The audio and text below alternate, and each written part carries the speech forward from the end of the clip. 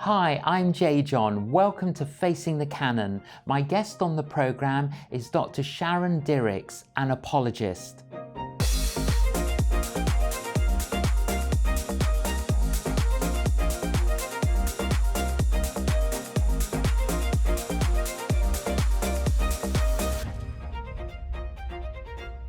Dr. Sharon Dirckx, welcome to Facing the Canon. Thank you. Lovely to have you, Sharon. You went to university, I think it was Bristol University. That's right. You were not a Christian. What would you have called yourself at the time? Yeah, I think I would have probably described myself as an agnostic. I remember, knowing from an early age that I loved the sciences and remember my A-level biology teacher handing me this book by someone called Richard Dawkins, and this was back in the early 80s, and he'd just written this book called The Selfish Gene, and so I was kind of reading things like that and had just absorbed the view that, that pretty much God didn't exist, but I didn't sort of believe that in a very antagonistic way, and that, you couldn't really marry any sort of belief with being a credible thinking person and certainly not a scientist. But I think I had just absorbed my view and wasn't holding it really strongly, but arrived at Bristol an agnostic, I'd pretty much say. And what were you studying? I'd arrived to study biochemistry. Right. And then you got invited to go and hear some Christians who were being grilled for their faith and being asked all sorts of questions. Yeah. And something shifted. That's right, yeah. In the very first week, I was invited to what's known as Grill a Christian, and that was intriguing to me. And so I went along to this event where there were 4 Christians in a row. The room was full. It was during Freshers Week, and I asked, about halfway through the evening, having listened to their answers to lots of different questions, I put my hand up and asked my question, which was, surely you can't believe in God and be a scientist at the same time? And I was actually given the answer that yes, you can.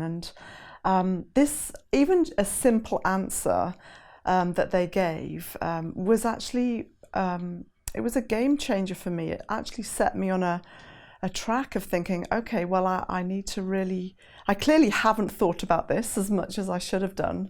And it set me on a trajectory of grilling more Christians over the next 18 months and asking a lot more questions. And reassessing your own position. Reassessing, very much And then so. realising that actually what you were standing on was quite flawed. It just wasn't thought through. I just had kind of decided. I mean, nobody wakes up one day with and deciding, okay, I'm going to be an atheist or an agnostic. I think we just absorb it from media, from books, magazines, TV, and I think that is what I had done. And at the same time, I don't think there was a Christian witness in my school environment. If there was, I was completely unaware of it. And so it wasn't really until being at university that I began to, in this hall of residence, see these notices asking these provocative questions like, is this life all that there is? And what are we as human beings? And these really caught my attention on the way up the stairs to the canteen. And so, it was a real time of journeying and really reassessing my beliefs. You then graduated, you went and did further studies at Cambridge. What did you study? Yes, so I did a year in industry first, and there discovered MRI and loved the idea that you could look inside the human body without cutting into it, and actually grew to become very interested in brain imaging, and so began to look for PhDs in that area, which took me to Cambridge, which is also where I met my husband. We met in a brain imaging lab. How romantic is that? I know, is that? Yes. Go on, what is brain imaging? Yes, well, there are lots of different kinds, but I was looking at MRI, which stands for magnetic resonance imaging, and it's a way of using the water molecules that are naturally in your body to generate a picture of your body, a 3D image of it. And that's a structural MRI. But I was also looking at functional MRI, which is looking at the activity in your brain when you do something. So you put someone in a scanner and you give them a very well-designed activity to do, like it might be something like tap their fingers, which activates their motor areas in their brain, or remember some stuff, which uses their working memory. And you can generate maps of brain activity based on the blood flow in your brain. And so you're not giving anyone any artificial drugs or anything that's bad for them. You're using the natural properties of your body to generate images. And so I spent 3.5 years doing a PhD in this area. Yeah. Well, tell us, Sharon, tell us some facts about the brain. Oh, gosh. At any one moment, your brain is generating enough electricity to power an LED light. Yes. So if you're having a light bulb moment at this precise moment, it's for good reason. I also had the very kind of sobering opportunity to dissect a human brain when I was doing postdoctoral research in the States. It looks a little bit like mushroom, but thankfully a lot more going on than simply what's going on in a mushroom. How big is the brain? The human brain weighs about 1.5 kilos, a couple of pounds. It uses 20% of your body's energy, despite only taking up 2% of its weight, which is why when you're working really hard and you're eating a lot, you're actually not gaining any weight because you're burning energy. It uses a lot of energy from just burns a lot of energy. It's fascinating, isn't it? It's a fascinating organ. And, yes. And you went on to do more further research. I did. So after my PhD, which was looking more at the methodology involved, at a time when functional MRI was actually really just getting going, I then went on to do a postdoc, which looked at what was happening in the brain in cocaine addiction. So I was working with cocaine addicts at the Medical College of Wisconsin in the USA, and spent 3 years working with them and looking at cocaine in the brain in an ethically approved study, by the way, by the US government. Wow. And also comparing it with a drug called methylphenidate, which is also what we know as Ritalin, given in ADHD, and looking at the impact of these two things on the brain and comparing them. You're a scientist, you've spent many, many years in research. You're currently an apologist. What is an apologist? Well, I guess you can have apologists for all kinds of things, but an apologist in a Christian sense is someone who gives reasons as to why we believe what we do, and those reasons can help us to kind of ground, not just knowing that we believe, but knowing why we believe it. And so I guess the word itself we get from the New Testament when the Apostle Peter says, always be ready to give a reason to anyone who asks you, always be ready to give an answer to anyone who asks you for the reason, for the hope that you have, but do this with gentleness and respect. The Greek word for answer is apologia. I don't need to say that to you. Absolutely. Yeah. And it means kind of a reasoned defense, like you would give in a court of law. And so apologetics can be involving giving reasons why you can believe in God and be a scientist, why the Bible can be trusted, why you can actually still believe in a God who is loving and powerful, even in the face of suffering.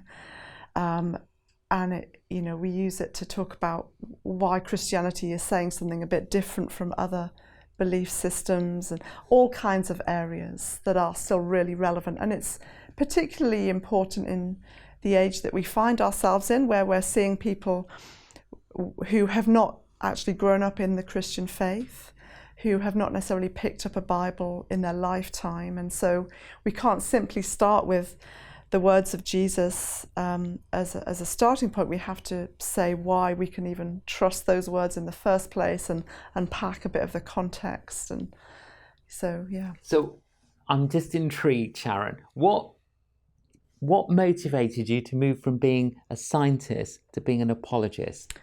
Yes, you could argue I'm still a scientist, just my data is different. That's very good. Yes.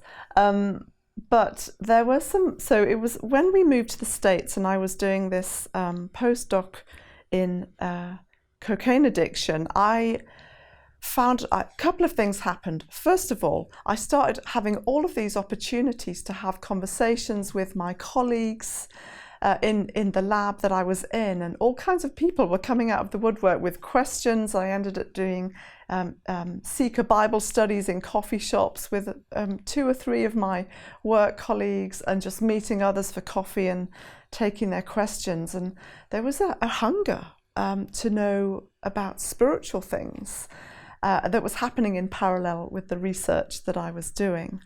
At the same time, we got ourselves involved in a really fantastic church, and I met this wonderful evangelist, a lady called Debbie, who I'm still in touch with now, and she was clearly very, very gifted at spotting people that didn't know the Lord and meeting with them and leading them to Christ. And I hadn't met anyone like that before. And now, up until by this point, I had been a Christian for 6 or 7 years. Now, maybe I just hadn't noticed. Maybe it was that actually the Lord had other things to do in my life to get me to that point. But I suddenly found myself thinking, okay, I know I'm supposed to want to be like Jesus, but I also want to be like Debbie. I see something in her that actually inspires me, and I want that. And I think that's biblical, actually. Absolutely.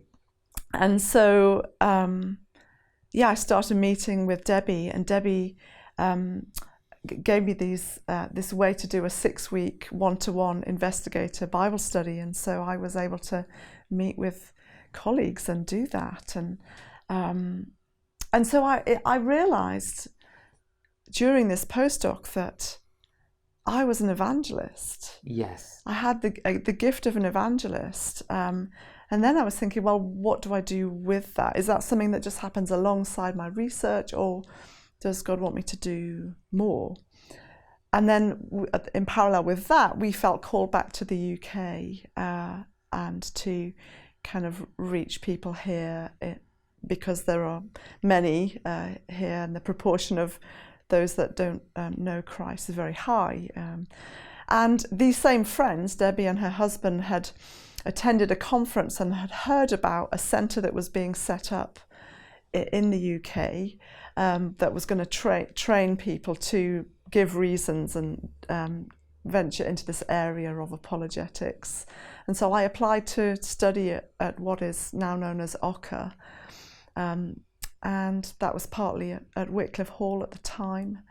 And so that was the beginning of the transition. I studied for a year. I then returned to science for a few more years but then joining the team at OCCA as a team member. So OCCA now, which is based in Oxford, what does OCCA stand for?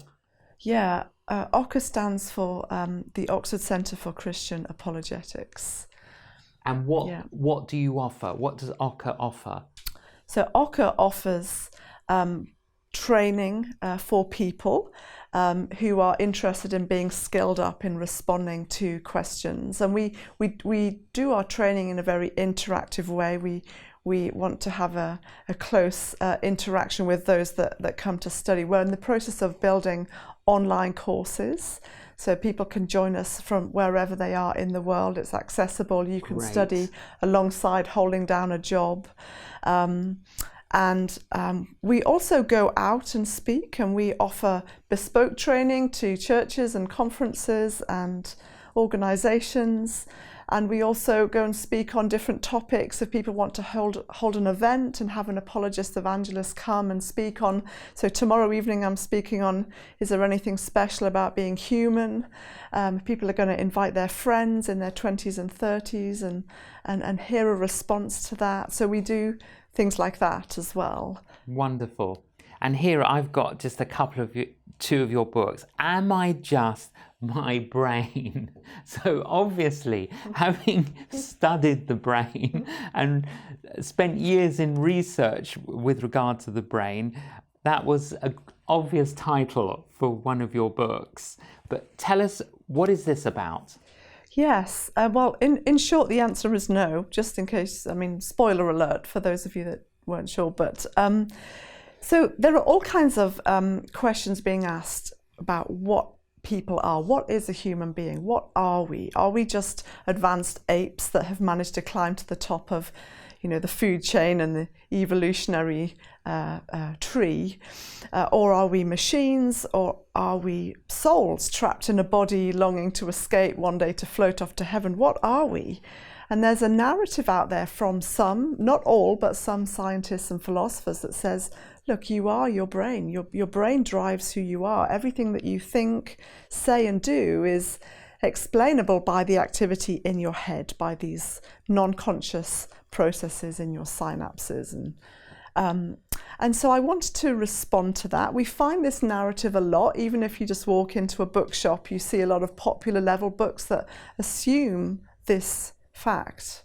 And so I wanted to write something that was accessible to anyone, whatever you believe, whether you believe in God or not, but that actually addresses the questions in a rigorous way.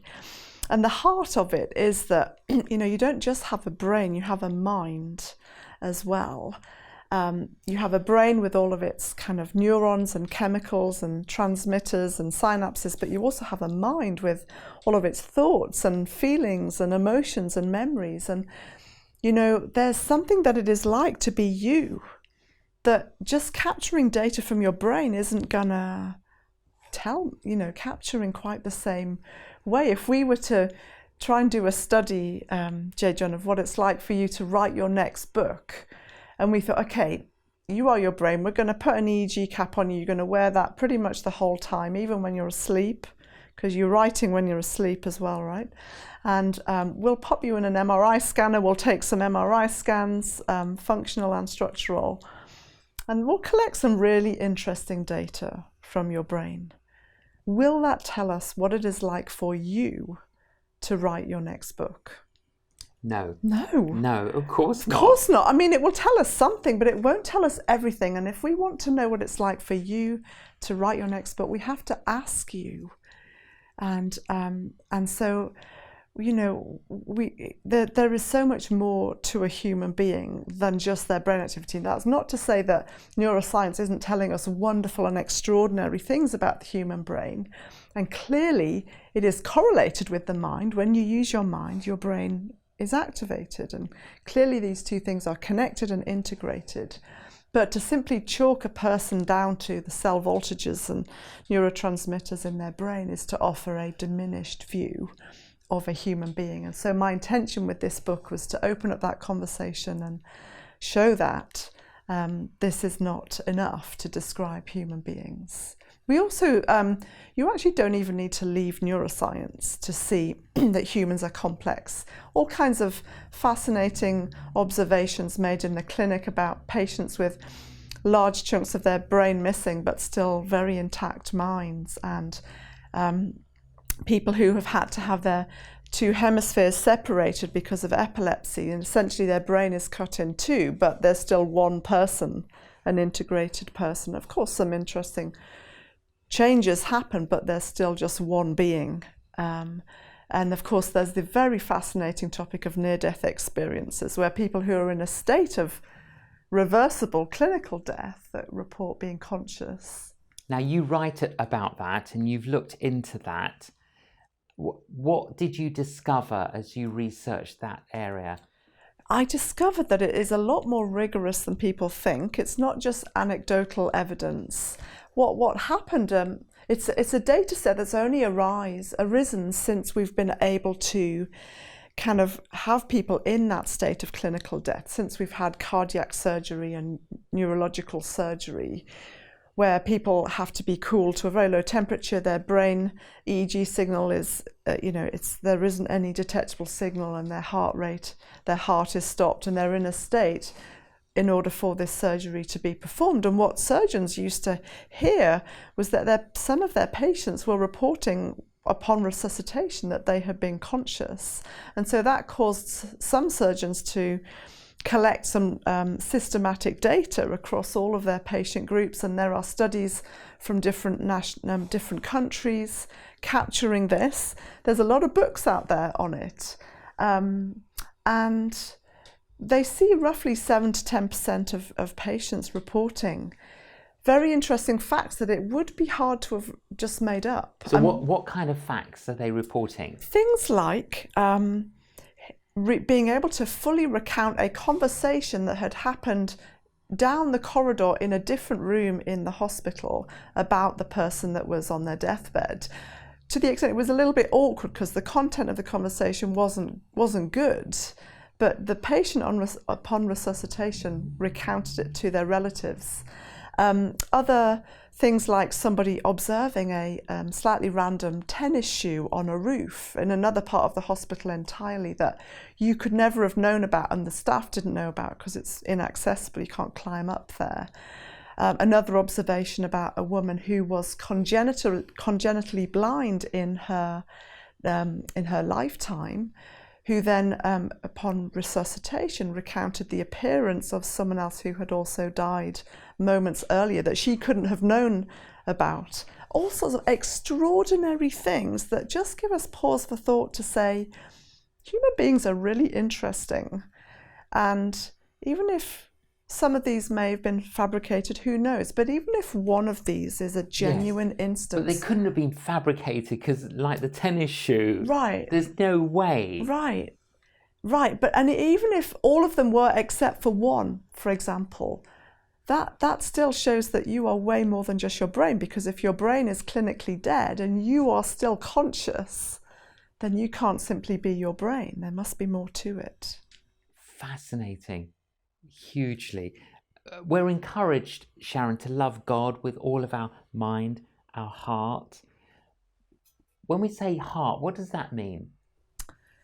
Yeah, this is a great question. I think that the way that heart is used in the Bible is a little bit how soul is used actually, and mind. And that quote from Deuteronomy in the words of Jesus is actually really talking about the sort of an inner reality. When I said there's something that it's like to be you, there's a you that can't be captured physically. There is more. When we talk about worshipping God with all of our heart, we're not referring to a particular bit of us that we can segment and put off to the side and say that's different from this. It's actually a measure of extent. When you worship God or follow him with all of your heart, that's a measure of degree, not anatomy or philosophy even. That's like, I'm giving it everything. I'm giving God all of me. And so I think that's what we mean by heart. And in a similar way, that's what we mean by mind and soul. Soul is a bit of a slippery term. Every time I think about it, I realize I still haven't got my head around the soul and exactly what it is. When we think about the soul, we often think of this immaterial part of us that maybe floats off to heaven one day to be with God. But actually that's a little bit more like how Plato would describe the soul than necessarily how the Bible describes the soul. In the Bible, the soul, as we've said, it's actually all of you. It's kind of the whole person, the physical and the non-physical, but it's sort of somehow breathed into with the life of God. It's a really complex topic to think about. Your other book, Sharon, Why? Looking at God, evil, and personal suffering. And there are many, Sharon, many of us who are Christians, and there are some unanswered questions, aren't there? And we live in this world of miracle and mystery. Yeah. What do we do about those questions that haven't yet been answered? Yes, and I think what is so important to say, and particularly as an apologist where we like to give answers, is that it's important to know where there are helpful things that we can say that help to frame things, and to realize where we are entering into the realm of mystery, and we need to kind of hold that before God. I think that, I'm encouraged that the very first book of the Bible chronologically is the book of Job, where he addresses this most universal problem and thing that everyone encounters one way or another. And we see this very interesting and at times very painful conversation between Job and his friends. But they are their most comforting right at the beginning when they don't say anything. There is something about the profundity of silence that captures the depth of a person's suffering, that words, as soon as you start to add words, you've lost something. I think apologists need to remember, particularly on this topic of suffering, and in the context that we find ourselves when all kinds of things are coming to light, that there is something very, very deep and profound and mysterious about suffering. We need to be prepared not just to give answers, but to sit with people in their pain and to feel it, but to gently offer the arms of Jesus as well, the God who knows what it is to suffer, who himself didn't shy away from suffering, and who entered into suffering like us and also for us, to somehow mean that when we suffer, we don't have to suffer alone. We can actually know the comfort and the arms of God in the things that life throws at us. And it throws many things, and sometimes it can feel unrelenting. And in the wake of a pandemic, we're all caught up in the same kind of suffering in some ways. But God knows, and he knows us and sees us. And if God doesn't exist, then this is just the way the world is. And we need to make the best of it. And this is the only life you get. But if God exists, we don't suffer alone. We don't suffer for nothing. And one day it will be ended. The Bible talks about not just heaven, but a new heaven and a new earth, which will be every bit as physical as this one and real, and in which God will wipe away every tear from our eyes, in which there'll be no more crying or mourning or suffering or pain. And it's extraordinary to me, as a mother, when I wipe away the tears from my children's eyes, it's the most delicate part of the eye. And we're told that God will spend time doing that. And that raises the question, how long is that going to take? This incredibly tender moment of comfort from God. Our suffering does not go unnoticed. We're not just a blip on the landscape or a statistic. We're seen and known by God. And that's what the Christian faith has to say to the question of suffering. Beautiful, Sharon. I'm pleased that you're an apologist. You have the ability to articulate things simply and help us think things through. It's been a joy to talk to you. Thank you for joining us on Facing the Canon. Thanks so much. I hope that has inspired you. It really has inspired me. Do visit the website, find out more. Thank you so much for joining us on Facing the Canon. Please join us again.